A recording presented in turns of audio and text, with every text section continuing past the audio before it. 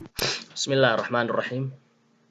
Waxaan aad u jeclahay halkan inaan ku soo gudbiyo ama aan ku muujiyo bal midabada af Soomaaliga sida ay yihiin iyada oo aan jeclahay inay ka faa'iidaystaan ama looga faa'iideeyo carruurta yaryar ee aan garanaynin midabada af Soomaaliga khaasatan kuwa qurbaha jooga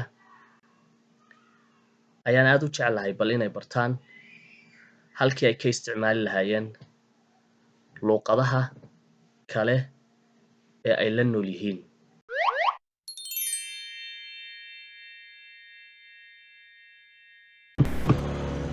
midabkani waa casaan ama guduud, midabkani waa lafcir ama buluug, midabkani waa cagaar ama waa akhtar, midabkani waa huruud ama jaalle, midabkani waa bunni, midabkani waa madow, midabkani waa caddaan, midabkani waa basali, midabkani waa liimi, midabkani waa carwaajis,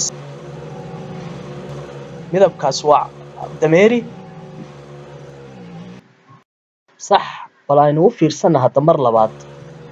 Kani waa gaadhi cas, kani waa gaadhi buluug ah, kani waa gaadhi akhtar ah,